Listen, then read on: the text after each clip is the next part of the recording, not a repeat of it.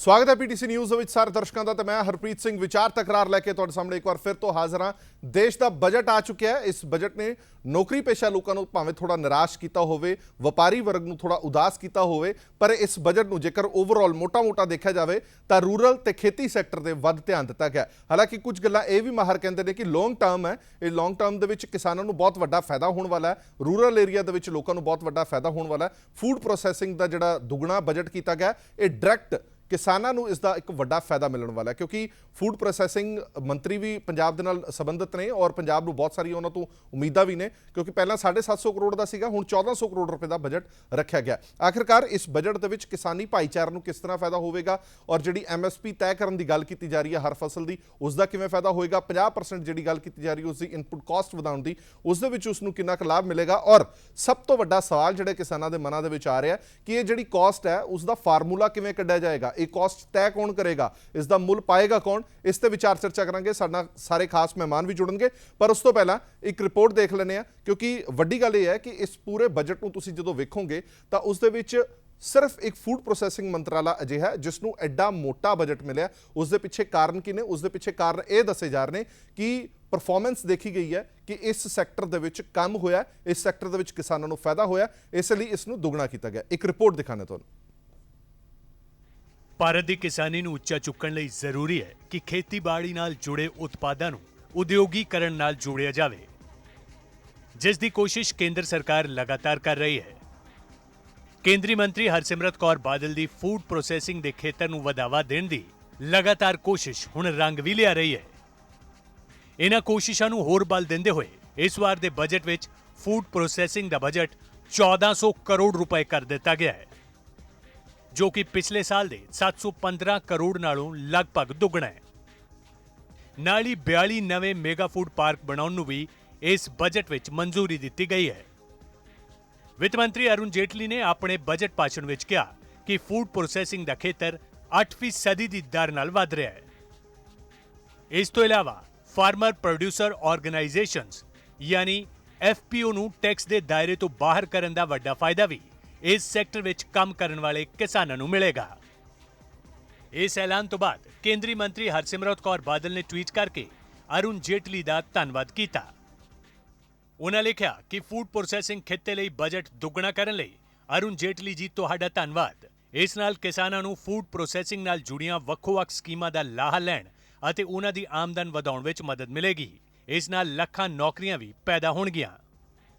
ਹਰਸਿਮਰਤ ਕੌਰ ਬਾਦਲ ਦੇ ਯਤਨਾਂ ਸਦਕਾ ਪਿਛਲੇ ਸਾਲ ਨਵੰਬਰ ਮਹੀਨੇ ਵਿੱਚ ਵਰਲਡ ਫੂਡ ਇੰਡੀਆ ਦਾ ਵੀ ਦਿੱਲੀ ਵਿੱਚ ਪ੍ਰਬੰਧ ਕੀਤਾ ਗਿਆ ਸੀ, ਜਿਸ ਤੋਂ ਬਾਅਦ ਭਾਰਤ ਵਿੱਚ ਵੱਡੇ ਪੱਧਰ ਤੇ ਇਸ ਖਿੱਤੇ ਵਿੱਚ ਨਿਵੇਸ਼ ਆਇਆ ਸੀ।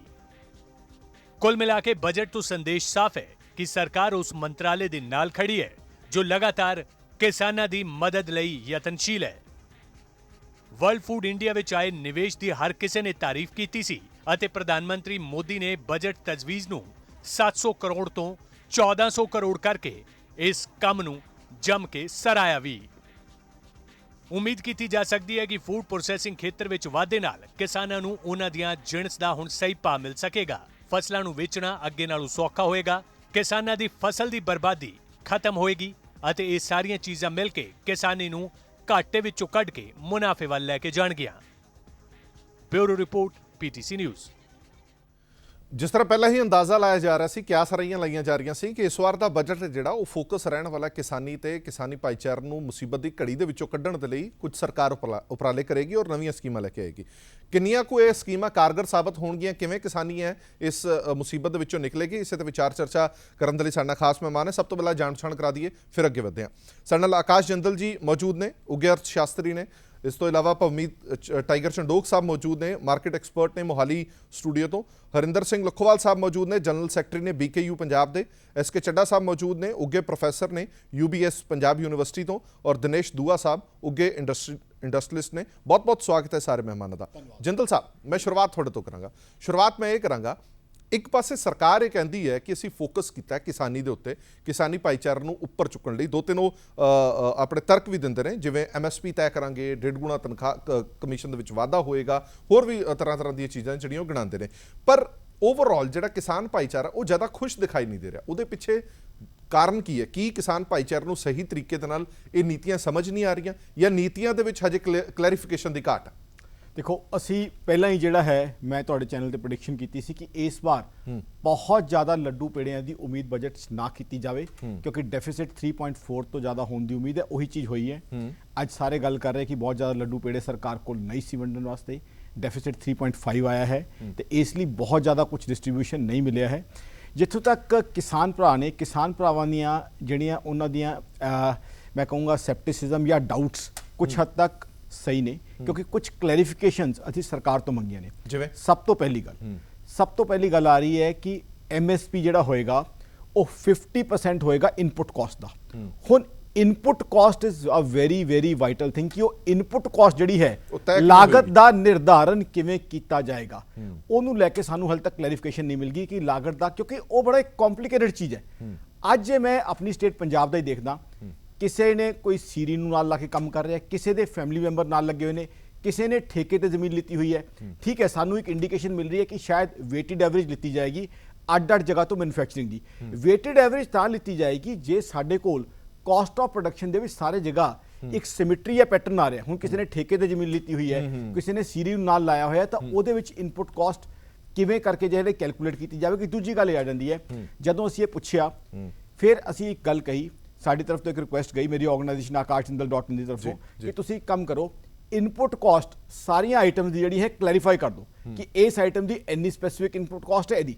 ਤਾਂ ਉਹਦਾ ਜਿਹੜਾ ਹੈ ਇਹ ਹੈ ਕਿ ਜੀ ਅਭੀ ਇਨਪੁਟ ਕਾਸਟ ਜੋ ਹੈ ਸਪੈਸੀਫਾਈ ਹੋ ਨਹੀਂ ਸਕती, ਉਹ ਤਾਂ ਜਦੋਂ ਇਨਪੁਟਸ ਦੇਖੇ ਜਾਣਗੇ ਉਦੋਂ ਹੋਏਗੀ। ਤਾਂ ਉਹ ਤੋਂ ਬਾਅਦ ਮੇਰਾ ਕੁਐਸਚਨ ਇਹ ਹੈ ਕਿ ਠੀਕ ਹੈ ਉਹਦੇ ਵਾਸਤੇ ਇੱਕ ਜਿਹੜਾ ਫਾਰਮੂਲਾ ਹੋਏਗਾ ਉਹੀ ਕਲੈਰੀਫਾਈ ਕਰ ਦਿਓ।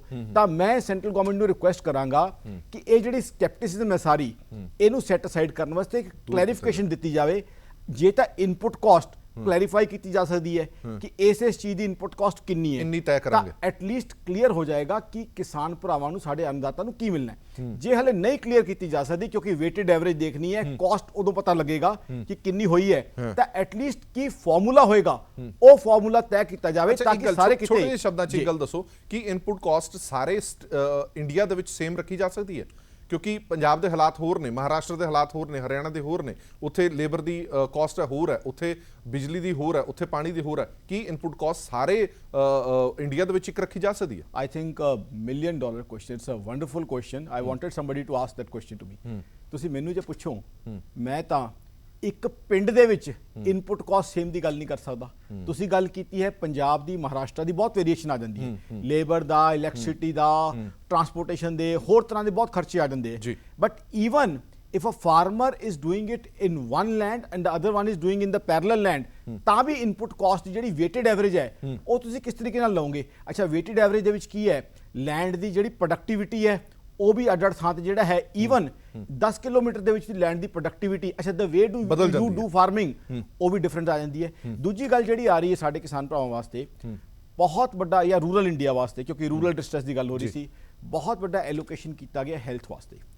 ਉਹ ਵੀ ਬੜਾ ਇੰਪੋਰਟੈਂਟ ਹੈ ਕਿਸਾਨ ਭਰਾਵਾਂ ਵਾਸਤੇ। ਚਲੋ ਆਪਾਂ ਹੈਲਥ ਤੇ ਬਾਅਦ ਚਾਹੁੰਦੇ ਹਾਂ। ਮੈਂ ਇੱਕ ਵਾਰ ਬਾਕੀ ਮਹਿਮਾਨਾਂ ਦਾ ਰਿਐਕਸ਼ਨ ਲੈ ਲਵਾਂ। ਹਰਿੰਦਰ ਸਿੰਘ ਜੀ, ਮੈਂ ਸਭ ਤੋਂ ਪਹਿਲਾਂ ਹੁਣ ਤੁਹਾਡੇ ਤੋਂ ਹੀ ਸਵਾਲ ਪੁੱਛਣਾ ਚਾਹੁੰਦਾ, ਇੱਕ ਕਿਸਾਨ ਇਸ ਪੂਰੇ ਓਵਰਆਲ ਬਜਟ ਨੂੰ ਕਿਸ ਤਰ੍ਹਾਂ ਦੇਖਦਾ? ਜਿਹੜੀਆਂ 3-4 ਚੀਜ਼ਾਂ ਮੈਂ ਤੁਹਾਨੂੰ ਗਿਣਾਈਆਂ ਸੀਗੀਆਂ, ਭਾਵੇਂ MSP ਦੀ ਗੱਲ ਹੋਵੇ, ਭਾਵੇਂ ਉਹ 1.5 ਗੁਣਾ ਤੁਹਾਡੀ ਜਿਹੜੀ ਹੈ ਲਾਗਤ ਵਧਾਉਣ ਦੀ ਗੱਲ ਹੋਵੇ, ਜਾਂ ਹੋਰ ਜਿਹੜੀਆਂ ਚੀਜ਼ਾਂ 3-4 ਰੱਖੀਆਂ ਗਈਆਂ ਉਹਨਾਂ ਦੀ ਗੱਲ ਹੋਵੇ, ਤੁਸੀਂ ਕਿਸਾਨ ਭਾਈਚਾਰਾ ਇਹਨਾਂ ਸਾਰੀਆਂ ਚੀਜ਼ਾਂ ਨੂੰ ਕਿਸ ਤਰ੍ਹਾਂ ਦੇਖਦਾ? ਕਿਉਂਕਿ ਵਪਾਰੀ ਵੀ ਕਹਿ ਰਿਹਾ ਕਿ ਸਿਰਫ ਕਿਸਾਨਾਂ ਦੀ ਸੋਚੀ ਗਈ ਹੈ, ਜਿਹੜਾ ਸੈਲਰੀਡ ਵਾਲਾ ਬੰਦਾ ਉਹ ਵੀ ਕਹਿੰਦਾ ਸਿਰਫ ਕਿਸਾਨਾਂ ਦੀ ਸੋਚੀ ਗਈ ਹੈ। ਜੇ ਕਿਸਾਨ ਖੁਸ਼ ਨਹੀਂ ਤਾਂ ਫਿਰ ਖੁਸ਼ ਕੌਣ ਹੈ? ਹਰਪ੍ਰੀਤ ਜੀ, ਅਸੀਂ ਬੜੇ ਚਿਰ ਤੋਂ ਸਾਡੀ ਮੰਗ ਸੀ ਸਵਾਮੀਨਾਥਨ ਕਮਿਸ਼ਨ ਦੀ। ਜੀ, ਜਦ ਇਹ ਸਰਕਾਰ ਬਣੀ ਆ, ਰਾਜਨਾਥ ਸਿੰਘ ਜੀ ਸਾਡੀ ਸਟੇਜ ਦੇ ਉੱਪਰ ਦਿੱਲੀ ਆ ਕੇ ਉਹਨਾਂ ਨੇ ਅਨਾਉਂਸ ਕੀਤਾ ਸੀ ਵੀ ਸਾਡੀ ਸਰਕਾਰ ਬਣਾ ਦਿਓ, ਸਰਕਾਰ ਬਣਨ ਤੋਂ ਪਹਿਲਾਂ ਅਸੀਂ ਤੁਹਾਨੂੰ ਸਵਾਮੀਨਾਥਨ ਕਮਿਸ਼ਨ ਦੀ ਰਿਪੋਰਟ ਦੇਵਾਂਗੇ। ਕਿਉਂਕਿ ਡਾਕਟਰ ਮਨਮੋਹਨ ਸਿੰਘ ਨੇ ਬਣਾਈ ਸੀ, 4 ਸਾਲ ਉਹਨਾਂ ਨੇ ਦੱਬੀ ਰੱਖੀ, ਫਿਰ ਇਹਨਾਂ ਨੇ ਸਾਡੇ ਨਾਲ ਵਾਅਦਾ ਕੀਤਾ, ਪਰ 4 ਸਾਲ ਲੰਘਣ ਨੂੰ ਹੋ ਗਏ।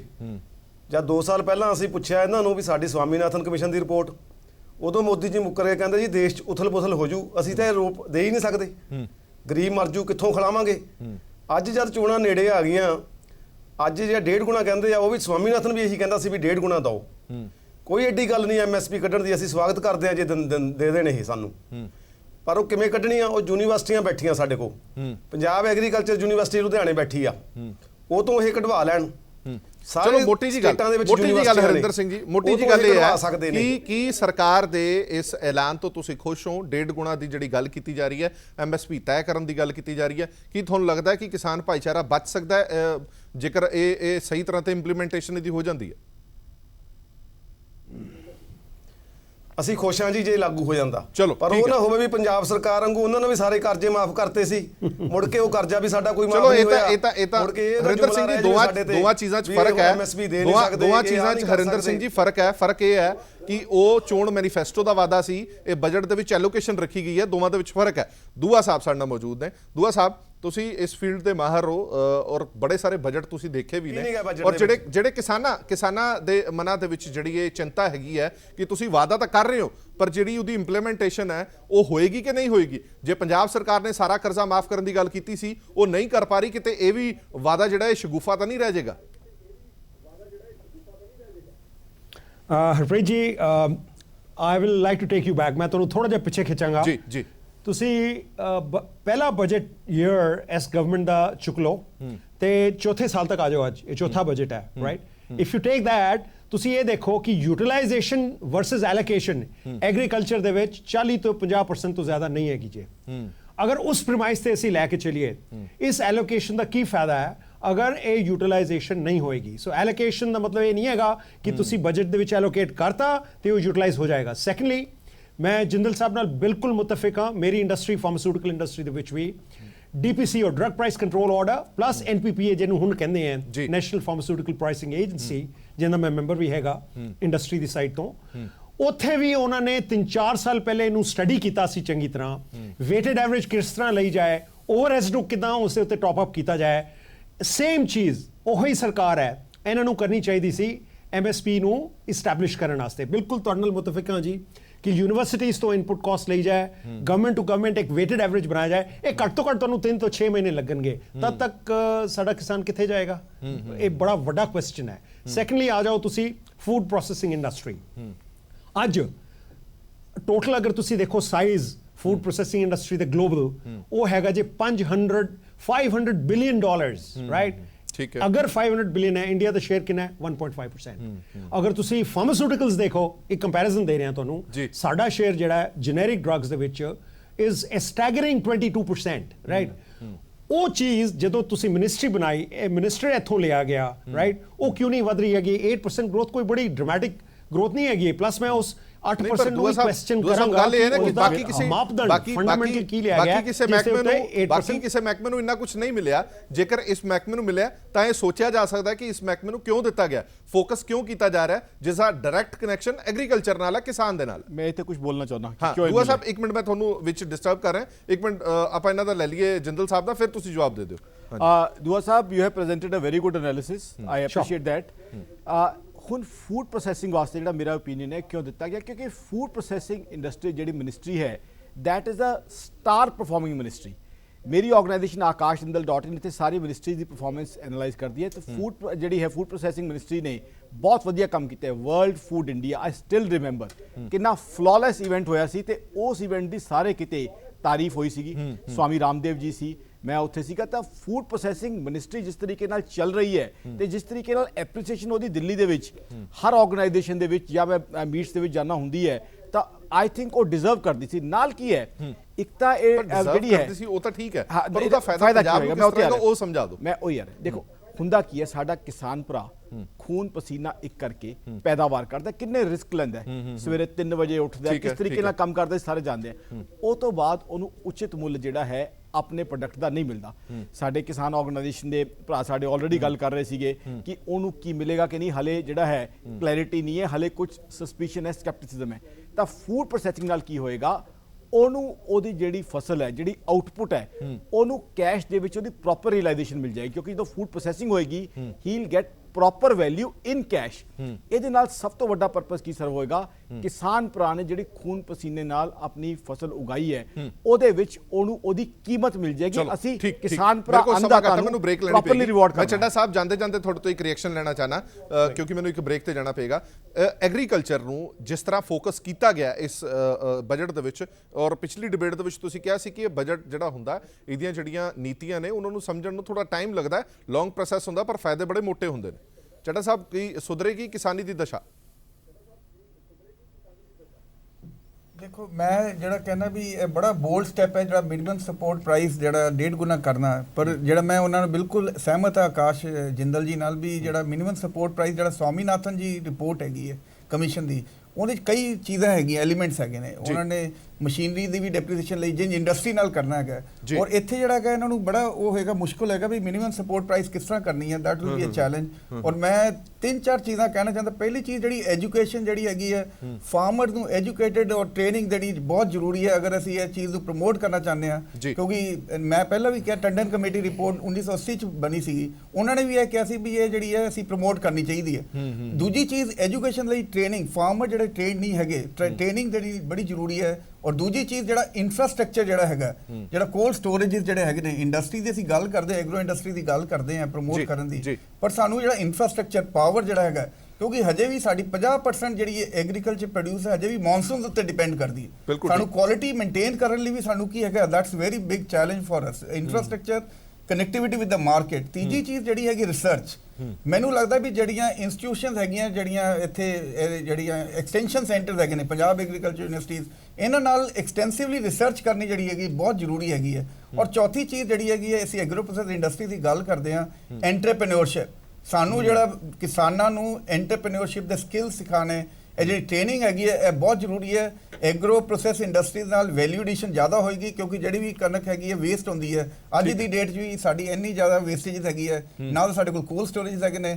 ਅਗਰ ਅਸੀਂ ਕੀ ਕਰਦੇ ਹਾਂ, ਐਗਰੋ ਪ੍ਰੋਸੈਸ ਇੰਡਸਟਰੀ ਲਗਾਉਂਦੇ ਹਾਂ, ਡੈਫੀਨਿਟਲੀ ਵੈਲਿਊ ਐਡੀਸ਼ਨ ਜ਼ਿਆਦਾ ਹੋਏਗੀ, ਕਿਸਾਨਾਂ ਦੀ ਇਨਕਮ ਜ਼ਿਆਦਾ ਹੋਏਗੀ। ਪਰ ਇਹ ਜਿਹੜੇ ਚੈਲੰਜਸ ਹੈਗੇ ਨੇ, ਇਹ ਸਾਨੂੰ ਓਵਰਕਮ ਕਰਨੇ ਬਹੁਤ ਜ਼ਰੂਰੀ ਹੈ। ਔਰ ਉਮੀਦ ਪੰਜਾਬ ਨੂੰ ਜ਼ਿਆਦਾ ਹੈਗੀ ਹੈ, ਕਿਉਂਕਿ ਪੰਜਾਬ ਨੂੰ ਜਿਹੜੀ ਹੈ ਲੈਂਡ ਹੋਲਡਿੰਗ ਜਿਹੜੀ ਹੈਗੀ ਹੈ, ਲੈਂਡ ਛੋਟਾ ਜਿਹਾ ਬ੍ਰੇਕ ਲੈਣਾ ਪਏਗਾ। ਚੱਡਾ ਸਾਹਿਬ ਇੱਕ ਬ੍ਰੇਕ ਲੈਣਾ ਪਏਗਾ, ਚੰਡੋਕ ਸਾਹਿਬ ਕੋਲ ਵੀ ਆਵਾਂਗਾ। ਇੱਕ ਛੋਟਾ ਜਿਹਾ ਬ੍ਰੇਕ ਲੈ ਰਹੇ ਹਾਂ। ਬ੍ਰੇਕ ਤੋਂ ਬਾਅਦ ਹਲੇ ਹੋਰ ਵੀ ਬੜੀਆਂ ਗੱਲਾਂ ਬਾਕੀ ਨੇ ਕਿ ਕਿਸਾਨ ਦੀ ਦਸ਼ਾ ਸੁਧਾਰਨ ਵੱਲ ਕਦਮ ਤਾਂ ਚੁੱਕੇ ਜਾ ਰਹੇ ਨੇ, ਨੀਤੀਆਂ ਬਣਾਈਆਂ ਜਾ ਰਹੀਆਂ ਨੇ, ਪਰ ਉਹ ਨੀਤੀਆਂ ਇੰਪਲੀਮੈਂਟੇਸ਼ਨ ਹੋਏਗੀ ਕਿਵੇਂ, ਉਹਨਾਂ ਦੇ ਵਿੱਚ ਜਿਹੜੀ ਕਲੈਰਿਟੀ ਦੀ ਕਮੀ ਹੈ ਉਹ ਕਿਸ ਤਰ੍ਹਾਂ ਦੂਰ ਹੋਏਗੀ, ਇਸੇ ਤੇ ਚਰਚਾ ਕਰਾਂਗੇ।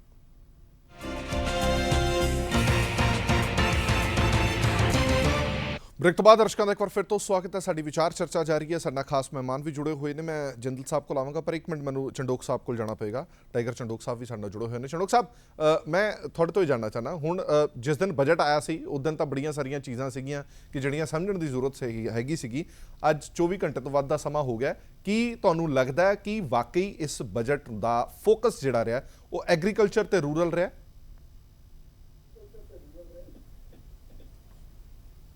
ਚੰਡੋਕ ਸਾਹਿਬ, ਮੇਰਾ ਸਵਾਲ ਤੁਹਾਨੂੰ ਹੈ।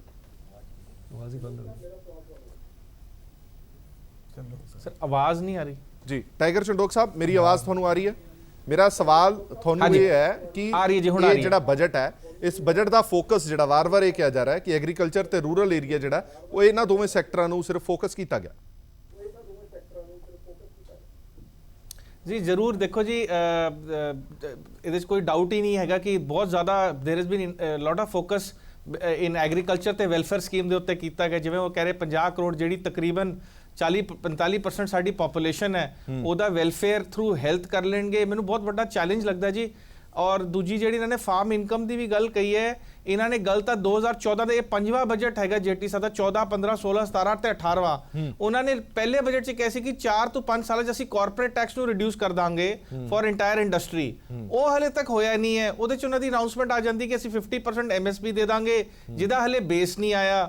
ਔਰ ਇੱਥੇ ਮਾਹਿਰ ਵੀ ਬੈਠੇ ਹੋਏ ਨੇ, ਜਿਵੇਂ ਜਿਨ੍ਹਾਂ ਨੂੰ ਟੈਕਨੀਕਲ ਪਤਾ ਹੈ, ਉਹ ਕਹਿ ਰਹੇ ਨੇ ਕਿ ਇਹਨੂੰ ਕੈਲਕੂਲੇਸ਼ਨ ਕਰਨ ਨੂੰ ਬਹੁਤ ਟਾਈਮ ਲੱਗਦਾ ਹੈ, ਤੇ ਜਦ ਤੱਕ ਇਹ ਇੰਪਲੀਮੈਂਟ ਹੋਏਗਾ ਤੇ ਪਾਸ ਔਨ ਕਦੋਂ ਤੱਕ ਹੋਏਗਾ।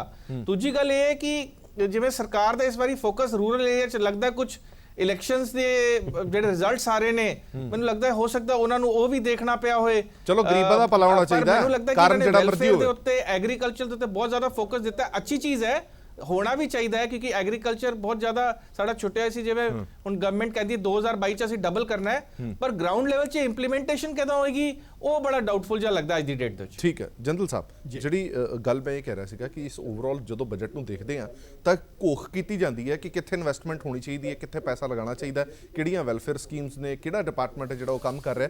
ਇਹਦੇ ਵਿੱਚ ਜਦੋਂ ਅਸੀਂ ਮੋਟੀ ਜੀ ਨਜ਼ਰ ਪਾਉਂਦੇ ਹਾਂ ਤਾਂ ਫੂਡ ਪ੍ਰੋਸੈਸਿੰਗ ਏਰੀਆ ਇੱਕ ਅਜਿਹਾ ਨਜ਼ਰ ਆਉਂਦਾ ਜਿੱਥੇ ਬਹੁਤ ਜ਼ਿਆਦਾ ਪੈਸਾ ਲਗਾਉਣ ਦੀ ਗੱਲ ਕੀਤੀ ਜਾ ਰਹੀ ਹੈ। ਉਹਦਾ ਤੁਸੀਂ ਖਾਸ ਕਾਰਨ ਕੀ ਮੰਨਦੇ ਹੋ? ਤੁਸੀਂ ਇੱਕ ਪਾਸੇ ਤਾਂ ਐਗਰੀਕਲਚਰ ਲਈ MSP ਇਹ ਉਹ ਦੇ ਰਹੇ ਹੋ, ਪਰ ਕੀ ਤੁਸੀਂ ਇਨਡਾਇਰੈਕਟ ਤਰੀਕੇ ਨਾਲ ਫੂਡ ਪ੍ਰੋਸੈਸਿੰਗ ਦੇ ਜ਼ਰੀਏ ਫਿਰ ਐਗਰੀਕਲਚਰ ਨੂੰ ਕੁਝ ਦੇਣਾ ਚਾਹੁੰਦੇ ਹੋ? ਜੀ ਦੇਖੋ, ਫੂਡ ਪ੍ਰੋਸੈਸਿੰਗ ਤੇ ਐਲੋਕੇਸ਼ਨ ਕਿਉਂ ਕੀਤੀ ਗਈ ਹੈ, ਜਿਹੜਾ ਮੇਰਾ ਅਸੈਸਮੈਂਟ ਹੈ, ਦੇਖੋ ਮੈਂ ਇੱਥੇ ਤੁਹਾਨੂੰ ਪਤਾ ਹੈ ਕਿੰਨਾ ਐਸੋਸੀਏਸ਼ਨ ਦੇ ਵਿੱਚ ਆਰਗੇਨਾਈਜੇਸ਼ਨ ਸੈਮੀਨਾਰਸ ਤੇ ਸਰਕਾਰ ਦੇ ਨਾਲ ਮੇਰਾ ਇੰਟਰੈਕਸ਼ਨ ਰਹਿੰਦਾ ਹੈ, ਤਾਂ ਐਜ਼ ਐਨ ਇਕੋਨੋਮਿਸਟ ਮੇਰਾ ਕੰਮ ਹੈ ਇੱਥੇ ਸਰਕਾਰ ਦੇ ਮਿਨਿਸਟਰਸ ਨੂੰ ਐਨਾਲਾਈਜ਼ ਕਰਨਾ, ਅਸੈਸ ਕਰਨਾ ਉਹਨਾਂ ਦੀ ਪਰਫਾਰਮੈਂਸ। ਪਹਿਲਾਂ ਤੁਹਾਨੂੰ ਉਸ ਚੀਜ਼ ਤੇ ਲੈ ਕੇ ਜਾਵਾਂਗਾ, ਜਿਹੜੀ ਕੋਈ ਵੀ ਇੰਡੀਵਿਜੂਅਲ ਪਰਫਾਰਮ ਕਰਦਾ ਹੈ ਤਾਂ ਪਰਫਾਰਮੈਂਸ ਨੂੰ ਹਮੇਸ਼ਾ ਰਿਵਾਰਡ ਕੀਤਾ ਜਾਂਦਾ ਹੈ ਇੱਕ ਚੰਗੇ ਸਿਸਟਮ ਦੇ ਵਿੱਚ। ਅੱਜ ਮੈਂ ਤੁਹਾਨੂੰ ਇਹ ਕਹਿ ਸਕਦਾ ਕਿ madam Harsimrat Kaur Badal who is the minister here, she is a role model minister. ਅੱਜ ਦੀ ਤਰੀਕ ਦੇ ਵਿੱਚ ਜਿਹੜੀ ਮੇਰੀ ਅਸੈਸਮੈਂਟ ਹੈ world food India, it was a marvel of an experience, the way it was organised, the way it focused India and India's food processing output. ਕਿੰਨੇ foreigner ਸੀ, ਅਸੀਂ ਇੰਡੀਆ ਦੇ ਕਨਵੈਨਸ਼ਨਲ ਫੂਡ ਦੀ ਗੱਲ ਕੀਤੀ, ਤਾਂ ਉਹਦੇ ਨਾਲ ਕੀ ਹੈ, ਜਿਹੜੀ ਮਿਨਿਸਟਰੀ ਪਰਫਾਰਮ ਕਰਦੀ ਹੈ ਸਰਕਾਰ ਦੀ ਐਲੋਕੇਸ਼ਨ ਉਹਦੇ ਕੰਨੀ ਵਧਣੀ ਹੈ। ਅੱਜ ਦੀ ਤਰੀਕ ਦੇ ਵਿੱਚ ਇਸ ਮਿਨਿਸਟਰੀ ਨੇ ਪਰਫਾਰਮ ਕੀਤਾ, ਪਰਫਾਰਮ ਕਰਕੇ ਦਿਖਾਇਆ ਵਿਦ ਲਿਮਿਟਡ ਰਿਸੋਰਸਿਸ, ਤੇ ਇਸ ਲਈ ਮੈਨੂੰ ਲੱਗਦਾ ਕਿਤੇ ਨਾ ਕਿਤੇ ਇਸ ਮਿਨਿਸਟਰੀ ਦੀ ਪਰਫਾਰਮੈਂਸ ਦੀ, particularly just allow me to complete, madam Harsimrat Kaur Badal whom I consider a role model minister, ਉਹਨਾਂ ਦੀ ਪਰਫਾਰਮੈਂਸ ਦੀ ਇਵੈਲੂਏਸ਼ਨ, ਪਰਫਾਰਮੈਂਸ ਦਾ ਇੱਕ ਤਰੀਕੇ ਨਾਲ ਰਿਵਾਰਡ ਹੈ। ਤੇ ਜਿਸ ਤੱਕ ਕਿਸਾਨੀ ਦੀ ਗੱਲ ਹੈ, ਕਿਸਾਨਾਂ ਨੂੰ ਡਾਇਰੈਕਟ ਇਸ ਚੀਜ਼ ਦਾ ਬੈਨੀਫਿਟ ਮਿਲੇਗਾ, because food processing is nothing but N allocation in the agriculture sector only. Agriculture ਦੇ ਵਿੱਚ ਦੇਖੋ ਜਿਹੜੀ ਐਲੋਕੇਸ਼ਨ ਹੁੰਦੀ ਹੈ, ਜ਼ਰੂਰੀ ਨਹੀਂ ਕਿ ਖੇਤੀ ਦੇ ਵਿੱਚ ਹੀ ਕੀਤੀ ਜਾਵੇ। ਅੱਜ ਜਿਹੜਾ ਸਾਡਾ ਕਨਸੈਪਟ ਚੱਲ ਰਿਹਾ ਹੈ, ਠੀਕ ਹੈ, ਸਰਕਾਰ ਨੇ ਕਿਹਾ ਸੀ 2022 ਤੱਕ ਅਸੀਂ ਇਨਕਮ ਡਬਲ ਕਰਾਂਗੇ, ਉਹਨੂੰ ਅਸੀਂ ਡਿਬੇਟ ਕਰ ਸਕਦੇ ਹਾਂ ਹੋਏਗੀ ਕਿ ਨਹੀਂ ਹੋਏਗੀ। ਆਈ ਐਮ ਨਾਟ ਸੇਇੰਗ ਕਿ ਉਹ ਹੋਏਗੀ, ਬਟ ਅੱਜ ਜਿਹੜਾ ਡਿਸਕਸ਼ਨ ਚੱਲ ਰਿਹਾ ਇੱਥੇ ਫੋਰਮ ਦੇ ਵਿੱਚ ਹੈ ਕਿ ਨਾਨ ਫਾਰਮ ਇਨਕਮ ਕਿਵੇਂ ਵਧਾਈ ਜਾਵੇ। ਹੁਣ ਨਾਨ ਫਾਰਮ ਇਨਕਮ ਦੇ ਵਿੱਚ ਕਈ ਚੀਜ਼ਾਂ ਆ ਜਾਂਦੀਆਂ ਹੈਗੀਆਂ, ਅੱਡ ਉਹਨਾਂ ਵਾਸਤੇ, ਚਾਹੇ ਡੇਰੀ ਫਾਰਮਿੰਗ ਹੋਵੇ, ਚਾਹੇ ਫਿਸ਼ਰੀਜ਼ ਹੋਵੇ, ਚਾਹੇ ਸਵੀਟ ਰੈਵੋਲੂਸ਼ਨ ਜਿਹੜਾ ਹੈ ਜਿਹਨੂੰ ਅਸੀਂ ਮਧੂਮੱਖੀ ਜਾਂ ਬੀ ਫਾਰਮਿੰਗ ਕਹਿੰਦੇ ਆ, ਉਹਨਾਂ ਚੀਜ਼ਾਂ ਤੇ ਸਟ੍ਰੈਸ ਕੀਤਾ ਜਾਵੇ। ਸਿਮਿਲਰਲੀ ਫੂਡ ਪ੍ਰੋਸੈਸਿੰਗ, ਤਾਂ ਅੱਜ ਸਰਕਾਰ ਦਾ ਟਾਰਗੇਟ ਇਹ ਹੈ ਕਿ ਕਿਸੇ ਤਰੀਕੇ ਨਾਲ ਕਿਸਾਨ ਦੀ ਇਨਕਮ ਵਧਾਈ ਜਾਵੇ, ਦੇ ਵਿੱਚੋਂ ਨਿਕਲ ਕੇ ਕਨਵੈਨਸ਼ਨਲ ਚੀਜ਼ਾਂ ਤੋਂ ਜਿਹੜਾ ਹੈ ਥੋੜਾ ਜਿਹੜਾ ਹੈ think a bit out of the box, not totally out of the box, a bit out of the box. Harinder Singh ji ਇੱਕ ਸਵਾਲ ਜਿਹੜਾ ਸਾਰਿਆਂ ਦੇ ਮਨ ਦੇ ਵਿੱਚ ਹੈ ਕਿ ਇਨਪੁਟ ਕਾਸਟ ਕਿਵੇਂ ਤੈਅ ਕੀਤੀ ਜਾਏਗੀ। ਮੈਂ ਕਿਸਾਨ ਤੋਂ ਪੁੱਛਣਾ ਚਾਹਨਾ ਕਿ ਇਨਪੁਟ ਕਾਸਟ ਤੈਅ ਕਰਨ ਵੇਲੇ ਕਿਹੜੀਆਂ ਗੱਲਾਂ ਦਾ ਧਿਆਨ ਰੱਖਿਆ ਜਾਣਾ ਚਾਹੀਦਾ ਹੈ, ਔਰ ਜੇ ਮੈਂ ਤੁਹਾਨੂੰ ਕਹਾਂ ਕਿ ਤੁਸੀਂ ਆਪਣੀ ਇਨਪੁਟ ਕਾਸਟ ਕਿਵੇਂ ਤੈਅ ਕਰੋਗੇ ਤਾਂ ਤੁਸੀਂ ਮਾਪਦੰਡ ਦੱਸ ਦਿਓ ਕਿਵੇਂ ਹੁੰਦਾ। ਸਾਰਿਆਂ ਨੂੰ ਪਹਿਲਾਂ ਜੀ, ਸਾਨੂੰ ਸਾਰਿਆਂ ਦੇ ਟਿਪਸ ਦੇ ਉੱਪਰ ਆ, ਕਿਸਾਨਾਂ ਨੂੰ, ਯੂਨੀਵਰਸਿਟੀ ਨੂੰ ਵੀ ਪਤਾ, ਜਿਵੇਂ ਅੱਜ ਕਣਕ ਦਾ ਰੇਟ ਆ, ਯੂਨੀਵਰਸਿਟੀ ਨੇ ਕੱਢਿਆ ਹੋਇਆ ਵੀ 1700 ਰੁਪਈਆ 1 ਕੁਆਂਟਲ ਕਣਕ ਦੇ ਉੱਪਰ ਖਰਚਾ ਆਉਂਦਾ, ਤੇ 1750 ਰੁਪਈਆ ਸਾਨੂੰ ਸਰਕਾਰ ਦੇ ਰਹੀ ਆ। ਅਸੀਂ ਕਹਿੰਦੇ ਡੇਢਾ ਕਰ ਦਿਓ, ਇਹ ਨਿਕਲਿਆ ਹੋਇਆ ਖਰਚਾ। ਜਿਵੇਂ ਗੰਨੇ ਦਾ, ਉਹਦਾ ਰੇਟ 310 ਰੁਪਏ ਪੰਜਾਬ ਸਰਕਾਰ ਦੇ ਰਹੀ ਆ, ਤੇ ਉਹਦੇ ਤੇ ਜਿਹੜਾ ਯੂਨੀਵਰਸਿਟੀ ਨੇ ਕੱਢਿਆ ਹੋਇਆ 300 ਰੁਪਈਆ, ਅਸੀਂ ਕਹਿੰਦੇ 450 ਰੁਪਈਆ ਦਿਓ। ਅੱਜ ਮਿੱਲਾਂ ਚੱਲ ਰਹੀਆਂ ਨੇ, ਗੰਨੇ ਦਾ ਰੇਟ ਅੱਜੇ ਸਾਡਾ ਅਨਾਉਂਸ ਕਰੋ। ਦੂਜੀ ਜਿਹੜੀ ਫੂਡ ਪ੍ਰੋਸੈਸਿੰਗ ਦੀ ਗੱਲ ਆਉਂਦੀ ਆ, ਜਿਹੜੇ ਮੈਗਾ ਯੂਨਿਟ ਦੀ ਜਗ੍ਹਾ ਤੇ ਸਮਾਲ ਯੂਨਿਟ ਪਿੰਡਾਂ ਦੇ ਵਿੱਚ ਲਾਉਣੇ ਚਾਹੀਦੇ ਸੀ, ਜਿਨ੍ਹਾਂ 'ਚ ਸਾਨੂੰ ਰੁਜ਼ਗਾਰ ਮਿਲਦਾ, ਪਿੰਡਾਂ ਦੇ ਲੋਕਾਂ ਨੂੰ ਰੁਜ਼ਗਾਰ ਮਿਲਦਾ, ਉੱਥੇ ਮਿਲਣਾ ਚਾਹੀਦਾ ਸੀ, ਉਹਦੇ ਨਾਲ ਵੀ ਸਗੋਂ ਲੱਗਣੇ ਚਾਹੀਦੇ ਸੀ। ਅੱਜ ਆਲੂ ਦੀ ਫਸਲ ਆ ਰਹੀ ਆ, ਪਿਛਲੇ ਸਾਲ ਵੀ ਆਲੂ ਅਸੀਂ ਸੜਕਾਂ 'ਤੇ ਸੁੱਟਿਆ, ਐਤਕੀ ਵੀ ਨੌਬਤ ਆ ਰਹੀ ਹੈ, 1 ਰੁਪਏ ਕਿਲੋ ਵਿਕ ਰਿਹਾ। ਕੋਲਡ ਚੇਨ ਵੀ ਹੈਗੀ ਆ, ਕੋਲਡ ਸਟੋਰਾਂ ਵਾਲਿਆਂ ਨੇ ਵੀ ਸੜਕਾਂ ਤੇ ਆਲੂ ਸਿੱਟਿਆ। ਇਸ ਲਈ ਜ਼ਰੂਰੀ ਆ ਵੀ ਅੱਜ ਹੀ ਜਿਹੜੀ ਸਰਕਾਰ ਆ ਸਾਡਾ ਰੇਟ ਤੈਅ ਕਰੇ, MSP ਤੈਅ ਕਰੇ, ਆਲੂ ਦੀ ਤੈਅ ਕਰੇ, ਮੱਕੀ ਦੀ ਤੈਅ ਕਰੇ, ਦਾਲਾਂ ਦੀ ਤੈਅ ਕਰੇ, ਠੀਕ ਹੈ, ਤੇ ਉਹ ਸਾਨੂੰ ਰੇਟ ਦਵੇ। ਕਿਤੇ ਇਹ ਐਵੇਂ ਨਾ ਐਲੋਕੇਸ਼ਨ ਤਾਂ ਤੁਸੀਂ ਕਰਦੀ ਹੈ, ਪਰ ਉਹ ਐਲੋਕੇਸ਼ਨ ਦੀ ਜਿਹੜੀ ਵੰਡ ਆ ਉਹ ਬੜੀ ਜਲਦੀ ਹੋਣੀ ਚਾਹੀਦੀ ਹੈ। ਦੂਆ ਸਾਹਿਬ, ਮੈਂ ਇੱਕ ਸਵਾਲ ਤੁਹਾਡੇ ਤੋਂ ਪੁੱਛਣਾ ਚਾਹਨਾ, ਤੁਸੀਂ ਹਾਲਾਂਕਿ ਸਰਕਾਰ ਤੋਂ ਥੋੜੇ ਜਿਹੇ ਨਾਰਾਜ਼ ਵੀ ਜਾਪਦੇ ਹੋ। ਮੈਂ ਇੱਕ ਮਿੰਟ ਆਣਾ ਚੰਡੋਕ ਸਾਹਿਬ ਆਣਾ, ਮੈਂ ਇੱਕ ਕਰਕੇ ਲੈ ਲਾਂ ਸਵਾਲ। ਮੈਂ ਦੂਆ ਸਾਹਿਬ ਤੁਹਾਡੇ ਤੋਂ ਜਾਣਨਾ ਚਾਹਨਾ, ਤੁਸੀਂ ਸਰਕਾਰ ਤੋਂ ਸ਼ਾਇਦ ਨਾਰਾਜ਼ ਵੀ ਹੋ, ਪਿਛਲੀ ਡਿਬੇਟ 'ਚ ਕਿਹਾ ਸਾਨੂੰ ਤਾਂ ਕੁਝ ਮਿਲਿਆ ਨਹੀਂ ਇੰਡਸਟਰੀ ਵਾਲਿਆਂ ਨੂੰ, ਪਰ ਇੱਕ ਸਵਾਲ ਤੁਸੀਂ ਆਪ ਹੀ ਚੁੱਕਿਆ ਸੀਗਾ ਕਿ ਜੇ ਕਿਸਾਨੀ ਨੂੰ ਬਚਾਉਂਦੇ ਨੇ ਤਾਂ ਇਨਡਾਇਰੈਕਟ ਤਰੀਕੇ ਦੇ ਨਾਲ ਇੰਡਸਟਰੀ ਵੀ ਬਚਦੀ ਹੈ। ਜੇ ਖਪਤਕਾਰ ਹੀ ਨਹੀਂ ਬਚੇਗਾ ਤਾਂ ਤੁਸੀਂ ਖਪਾਓਗੇ ਕਿੱਥੇ? ਜੇਕਰ ਐਗਰੀਕਲਚਰ ਨੂੰ ਬਚਾਇਆ ਜਾਂਦਾ, ਕਿਸਾਨ ਨੂੰ ਬਚਾਇਆ ਜਾਂਦਾ, ਇਨਡਾਇਰੈਕਟ ਤਰੀਕੇ ਨਾਲ ਤੁਹਾਡੀ ਇੰਡਸਟਰੀ ਨਹੀਂ ਬਚਦੀ। ਹਰਪ੍ਰੀਤ ਜੀ, ਮੈਂ ਬਿਲਕੁਲ ਤੁਹਾਡੇ ਨਾਲ ਸਹਿਮਤ ਹਾਂ। ਦੇਖੋ, ਅਗਰ ਰੂਰਲ ਏਰੀਆ ਦੇ ਵਿੱਚ ਕਿਸਾਨਾਂ ਦੇ ਵਿੱਚ ਡਿਸਪੋਜ਼ੇਬਲ ਇਨਕਮ ਵਧੂਗੀ, ਜੋ ਕਿ ਇਹ ਫੋਕਸ ਹੈ ਇਸ ਬਜਟ ਦਾ, ਬਿਲਕੁਲ ਪ੍ਰਾਈਮ ਫੋਕਸ ਹੈ। ਮੈਂ ਤਾਂ ਇਹ ਕਹਾਂਗਾ ਕਿ 60 ਤੋਂ 70% ਫੋਕਸ ਐਂਡ ਐਲੋਕੇਸ਼ਨ ਜਿਹੜਾ ਹੈਗਾ ਉਹ ਰੂਰਲ ਏਰੀਆਜ਼ ਦੇ ਵਿੱਚ ਫਾਰਮਰਸ ਦੇ ਉੱਤੇ ਹੈਗਾ। ਬਹੁਤ ਵਧੀਆ ਸਟੈਪ ਹੈ, ਬਹੁਤ ਹੀ ਕੰਸਟਰਕਟਿਵ ਸਟੈਪ ਹੈਗਾ, and its kind of looking forwards. ਉਹ ਇੰਡਸਟਰੀ ਨੂੰ ਇਸ ਦੇ ਨਾਲ ਫਾਇਦਾ ਹੋਏਗਾ ਹੀ ਹੋਏਗਾ। ਅਗਰ ਡਿਸਪੋਜ਼ੇਬਲ ਇਨਕਮ ਵੱਧਦੀ ਹੈ ਤੇ ਓਬਵੀਅਸਲੀ ਉਹ ਇੰਡਸਟਰੀਅਲ ਗੁੱਡਸ ਤੇ ਸਪੈਂਡ ਹੋਣ ਵਾਲੀ ਹੈ, ਚਾਹੇ ਉਹ ਕੰਜ਼ਿਊਮਰ ਗੁੱਡਸ ਹੋਣ, ਚਾਹੇ ਆਟੋਮੋਬਾਈਲਸ ਹੋਣ, 2 ਵੀਲਰਸ ਹੋਣ, ਜੋ ਵੀ ਹੋਏ, ਰਾਈਟ। ਇਹ ਕਹਿਣ ਦੇ ਬਾਅਦ ਮੇਰਾ ਕਹਿਣਾ, ਮੈਂ ਬਿਲਕੁਲ ਸਹਿਮਤ ਹਾਂ ਸਿੰਘ ਸਾਹਿਬ ਦੇ ਨਾਲ ਕਿ ਹਬ ਐਂਡ ਸਪੋਕ ਮਾਡਲ ਜਿਹੜਾ ਕਿ ਸਾਰੇ ਵਰਲਡ ਦੇ ਵਿੱਚ ਫੂਡ ਪ੍ਰੋਸੈਸਿੰਗ ਇੰਡਸਟਰੀ, ਜਿੰਦਲ ਸਾਹਿਬ ਜਾਣਦੇ ਆ ਬੜੀ ਚੰਗੀ ਤਰ੍ਹਾਂ, ਹਬ ਐਂਡ ਸਪੋਕ ਮਾਡਲ ਆਪਾਂ ਕਿਉਂ ਨਹੀਂ ਇੰਟਰੋਡਿਊਸ ਕਰਦੇ? ਸਿਰਫ ITC, ਗੋਦਰੇਜ, ਪੈਪਸੀ, ਕੋਕ ਤੇ ਵੱਡੇ ਵੱਡੇ ਨਾਂ ਜਿੰਨੇ ਵੀ ਹੈਗੇ ਨੇ, ਉਹਨਾਂ ਨੂੰ ਪ੍ਰਮੋਟ ਕਰਨ ਦੀ ਬਜਾਏ, ਉਹ ਕਰਨਾ ਵੀ ਬਹੁਤ ਜ਼ਰੂਰੀ ਹੈ, ਮੈਂ ਇੰਡਸਟਰੀ ਨੂੰ ਰਿਪਰੈਜ਼ੈਂਟ ਕਰ ਰਿਹਾ, ਉਹ ਵੀ ਬਹੁਤ ਜ਼ਰੂਰੀ ਹੈ, ਪਰ ਅਗਰ ਉਹਨਾਂ ਨੂੰ ਇਹ ਮੋਟੀਵੇਟ ਕੀਤਾ ਜਾਏ ਕਿ ਤੁਸੀਂ ਨੈਸ਼ਨਲ ਇੰਸਟੀਚਿਊਟ ਆਫ ਐਂਟਰਪ੍ਰੈਨਿਓਰਲ ਮੈਨੇਜਮੈਂਟ ਕਰ ਰਹੇ ਹੋ, ਉਸ ਦੇ ਵਿੱਚ ਗਵਰਨਮੈਂਟ ਨੇ ਕਾਫੀ ਪੈਸਾ ਵੀ ਦਿੱਤਾ ਹੈ, FPO ਦੇ ਵਿੱਚ ਤੁਸੀਂ 500 ਕਰੋੜ ਦੇ ਰਹੇ ਹੋ, ਤੁਸੀਂ ਉਸ ਪੈਸੇ ਨੂੰ ਸਕਾਰਥ ਲਾ ਕੇ ਛੋਟੇ ਇੰਡਸਟਰੀਅਲ ਯੂਨਿਟਸ 40 ਤੋਂ 50 ਕਿਲੋਮੀਟਰ ਵਿੱਚ ਲਗਾਓ, ਜਿਹੜੇ ਕਿ ਉਹਨਾਂ ਨੂੰ ਵੱਡੀ ਇੰਡਸਟਰੀ ਨੂੰ ਫੀਡ ਕਰਨ। ਉਹ ਜਿਹੜਾ ਕਨਸੈਪਟ ਹੈ ਜੇ ਕਿ ਬਹੁਤ ਜ਼ਿਆਦਾ ਸਕਸੈਸਫੁਲ ਹੈ ਵਰਲਡ ਵਾਈਡ, ਉਹ ਸਾਡੇ ਦੇਸ਼ ਦੇ ਵਿੱਚ ਕਿਉਂ ਨਹੀਂ ਹੋ ਰਿਹਾ? ਇਹ ਮੇਰਾ ਸਭ ਤੋਂ ਵੱਡਾ ਸਵਾਲ ਹੈ। ਠੀਕ ਹੈ, ਹੋ ਸਕਦਾ ਹੈ ਇਹ ਇਸ ਬਜਟ ਦੇ ਵਿੱਚ ਫਾਰਮਰ ਮੈਂ ਉਹੀ ਕਹਿ ਰਿਹਾ, ਜਿਹੜੀ ਐਲੋਕੇਸ਼ਨ ਰੱਖੀ ਗਈ ਹੈ, ਹੋ ਸਕਦਾ ਹੈ ਅੱਗੇ ਇਸੇ ਨੂੰ ਇਸੇ ਤਰੀਕੇ ਨਾਲ ਵਰਤਣਾ ਹੋਵੇ।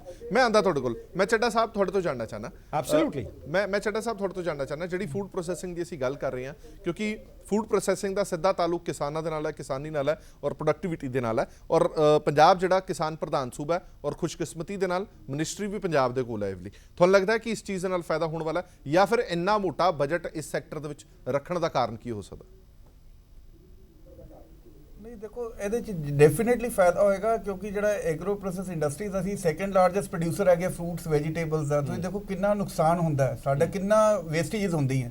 ਇਹ ਜਿਹੜਾ ਮੈਂ ਨਾ ਬਿਲਕੁਲ ਸਹਿਮਤ ਹੈਗਾ ਵੀ ਛੋਟੇ ਸਾਨੂੰ ਯੂਨਿਟਸ ਲਾਣੇ ਚਾਹੀਦੇ ਨੇ ਫਾਰਮਰਸ ਨੂੰ, ਜਿਹੜੇ ਹੈਗੇ ਉਹਦੇ ਵਿੱਚ ਜਿਹੜਾ ਫਾਰਮ, ਜਿਹੜਾ ਪਿੰਡਾਂ ਦੇ ਵਿੱਚ ਸਾਨੂੰ ਛੋਟੇ ਯੂਨਿਟਸ ਲਾ ਕੇ ਜਿਹੜਾ ਉਹਦਾ ਪ੍ਰੋਡਿਊਸ ਆਂਦਾ ਇਮੀਡੀਏਟਲੀ ਉੱਥੇ ਖਪਤ ਹੋ ਜਾਏ, ਤਾਂ ਕਿ ਉਹਨੂੰ ਜਿਹੜਾ ਹੈਗਾ ਮਤਲਬ ਇੱਕਦਮ ਪ੍ਰੋਸੈਸ ਕਰਕੇ ਇਮੀਡੀਏਟਲੀ ਮਾਰਕੀਟ ਦੇ ਵਿੱਚ ਭੇਜਿਆ ਜਾਏ। ਜੇ ਕੈਨੇਡਾ ਵਗੈਰਾ ਚ, USA ਵਗੈਰਾ ਚ, ਇੱਕ ਤਾਂ ਲੈਂਡ ਹੋਲਡਿੰਗ ਸਾਡੀਆਂ ਬੜੀਆਂ ਛੋਟੀਆਂ, ਸਾਨੂੰ ਗਵਰਨਮੈਂਟ ਨੂੰ ਇਹ ਵੀ ਚਾਹੀਦਾ ਵੀ ਲੈਂਡ ਹੋਲਡਿੰਗ ਦਾ ਜਿਹੜਾ ਕਲੈਕਟਿਵ ਜਿਹੜਾ ਲੈਂਡ ਪੂਲਿੰਗ ਕਰਨ ਦਾ ਉਹ ਵੱਡਾ ਮਕਸਦ ਸਾਨੂੰ ਲੈਣਾ ਚਾਹੀਦਾ।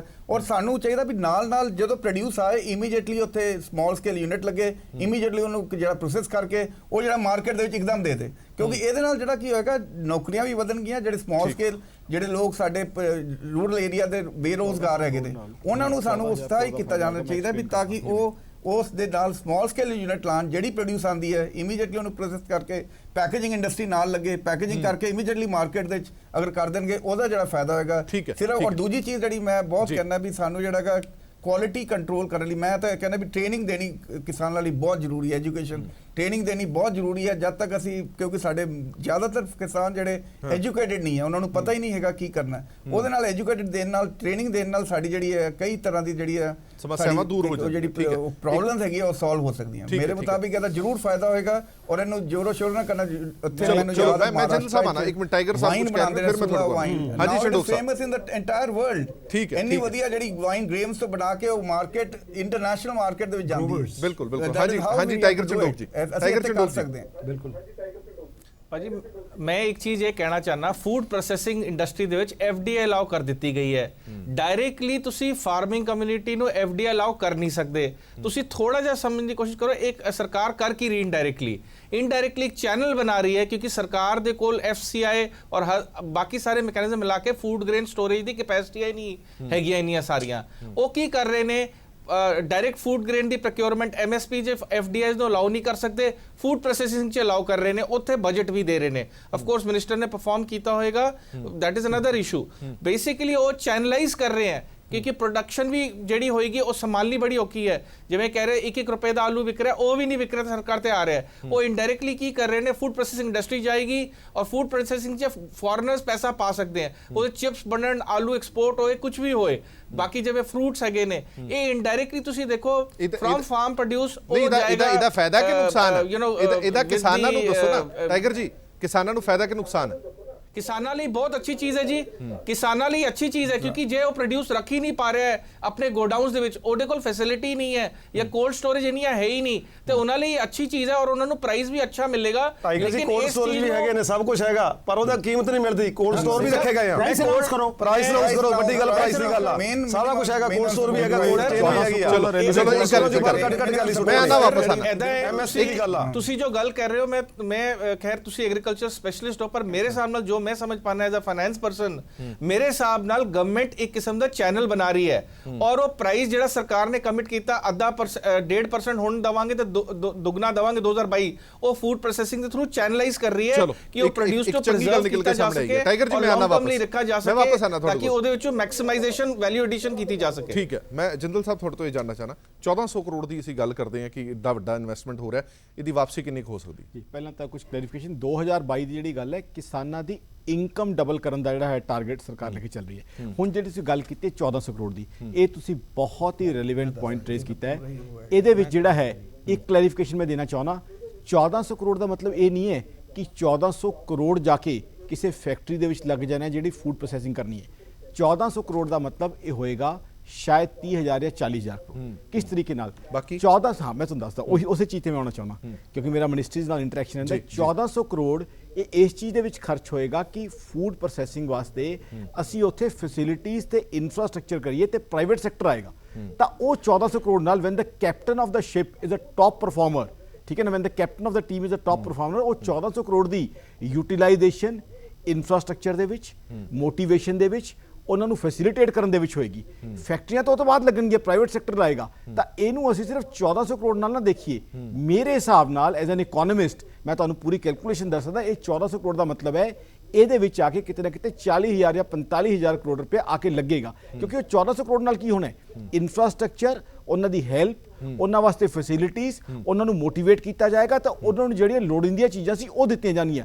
ਇਨਵੈਸਟਮੈਂਟ ਤਾਂ ਪ੍ਰਾਈਵੇਟ ਸੈਕਟਰ ਕਰੇਗਾ ਤਾਂ ਇਹਦੀਆਂ ਮਲਟੀਪਲ ਰਿਟਰਨਸ ਮਿਲ ਗਈਆਂ, ਕਿਉਂਕਿ ਜੋ 40,000 ਜਾਂ 45,000 ਕਰੋੜ ਹੋਏਗਾ ਉਹਦੀਆਂ ਮਲਟੀਪਲ ਰਿਟਰਨਸ ਜਿਹੜੀਆਂ ਸਾਨੂੰ ਮਿਲ ਗਈਆਂ, ਜਿਹੜੇ ਸਾਡੇ ਕਿਸਾਨ ਭਰਾਵਾਂ ਨੂੰ ਨਹੀਂ ਮਿਲਦੀ ਸੀ। ਤੇ ਇਹ ਮੇਰੇ ਵੀਰ ਜੀ ਬਿਲਕੁਲ ਸਹੀ ਗੱਲ ਕਹਿ ਰਹੇ। ਆਲੂ ਦਾ ਮੈਂ ਤੁਹਾਨੂੰ ਕਲੈਰੀਫਾਈ ਕਰਦਾ, ਆਲੂ ਨਾਲ ਇਹ ਚੀਜ਼ ਅੱਜ ਤੋਂ 4 ਸਾਲ 5 ਸਾਲ ਪਹਿਲਾਂ ਹੋਈ ਸੀ, ਉਹ 'ਚ ਮੈਂ ਅੱਗੇ ਲੈ ਕੇ ਜਾਣਾ ਚਾਹਾਂਗਾ। ਪਹਿਲੀ ਗੱਲ ਤਾਂ ਪਹਿਲਾਂ ਸਾਡੇ ਕਿਸਾਨ ਵੀਰਾਂ ਨੂੰ, ਸਾਡੇ ਅੰਨਦਾਤਾ ਨੂੰ ਆਲੂ ਸੜਕਾਂ 'ਤੇ ਸਿੱਟਣਾ ਪਿਆ ਸੀ।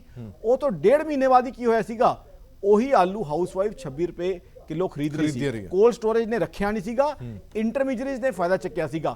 ਹੁਣ ਹੋਇਆ ਕੀ ਹੈ, ਕਿਸਾਨ ਭਰਾ ਨੂੰ ਜਿਹੜੀ ਹੈ, ਕਿਸਾਨ ਭਰਾਵਾਂ ਨੂੰ, ਕਿਸਾਨ ਭਰਾ ਨੂੰ, ਉਹੀ ਮੈਂ ਗੱਲ ਕਰ ਰਿਹਾ ਜੀ, I am just supporting you. ਕਿਸਾਨ ਭਰਾ ਨੂੰ ਉਹਦੀ ਫਸਲ ਦਾ ਉਚਿਤ ਮੁੱਲ ਨਹੀਂ ਮਿਲਿਆ, ਇੰਟਰਮੀਡੀਏਟਸ ਜਿਹੜੇ ਹੈ ਉਹ ਪੈਸਾ ਖਾ ਗਏ, ਹਾਊਸਵਾਈਫ ਨੇ ਹਾਈ ਪ੍ਰਾਈਸ ਤੇ ਲਿੱਤਾ। ਦੇਖੋ ਕਿੰਨੀ ਅਨੋਮਲੀ ਹੈ। ਜੇ ਕਿਸਾਨ ਦਾ ਵੀ ਨੁਕਸਾਨ, ਖਪਤਕਾਰ ਦਾ ਵੀ ਨੁਕਸਾਨ, ਵਿਚੋਲੀਆ ਖਾ ਗਿਆ, ਨੁਕਸਾਨ ਸਾਡੇ ਅੰਨਦਾਤਾ ਦਾ ਵੀ ਨੁਕਸਾਨ, ਕੰਜ਼ਿਊਮਰ ਦਾ ਵੀ ਨੁਕਸਾਨ, ਇੰਟਰਮੀਡੀਏਟਸ ਪੈਸਾ ਖਾ ਗਏ। ਸਾਨੂੰ ਇਹ ਚਾਹੀਦਾ ਕਿ ਕਿਸਾਨ ਨੂੰ ਉਹਦੇ ਪ੍ਰੋਡਕਟ ਦੀ ਵੈਲਿਊ ਦਵਾਈਏ, ਤਾਂ ਹੀ ਮੈਂ ਸਾਰੇ ਸਿਸਟਮ ਨੂੰ ਸਕਸੈਸਫੁਲ ਮੰਨੂਗਾ। ਠੀਕ ਹੈ, ਆਪਾਂ ਨੂੰ ਇੱਕ ਹੋਰ ਛੋਟੇ ਜਿਹੇ ਬ੍ਰੇਕ ਲਈ ਰੁਕਣਾ ਪਏਗਾ। ਇੱਕ ਛੋਟੇ ਜਿਹੇ ਬ੍ਰੇਕ ਤੋਂ ਬਾਅਦ ਜਲਦ ਹਾਜ਼ਰ।